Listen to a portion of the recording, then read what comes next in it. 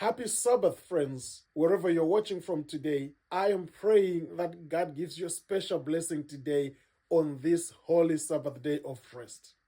Thank you for joining me once again as we continue to explore the subject of the fruit of the Spirit. We've already covered the first 5 parts of this 9-part fruit, as found in Galatians chapter 5, 22 and 23.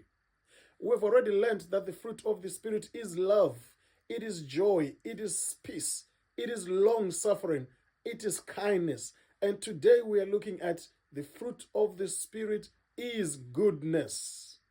Let me be the first to suggest that there is a lot of good that is happening in our world, despite what appears like the world is disintegrating. There are a lot of religious and non-religious people who are doing good. But what is the goodness that is talked about in Galatians chapter 5? I want to suggest that this goodness is about uprightness of heart and uprightness of life. It is a goodness that stems from knowing God.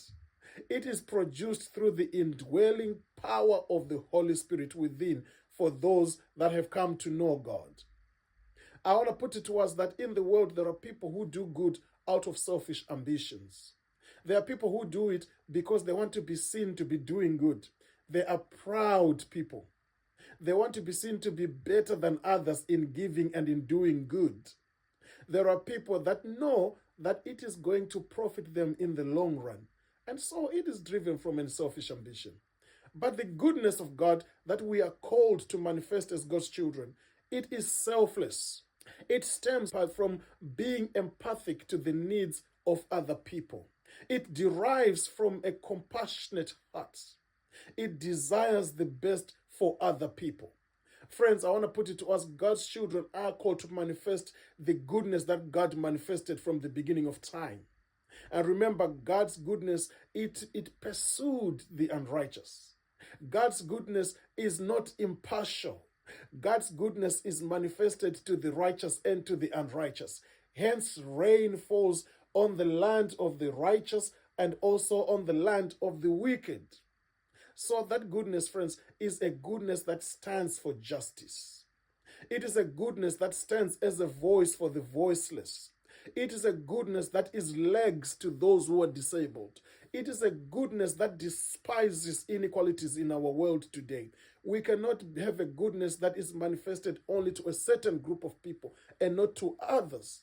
That is not the goodness of God whatsoever. The goodness of God comes from a heart that has been transformed by a relationship with the one who's altogether good, and that is God. So God's children, they are called to manifest this fruit of goodness at all times.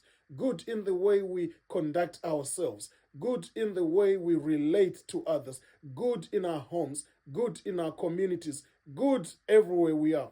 May God bless you as you seek the power to have that same fruit in you.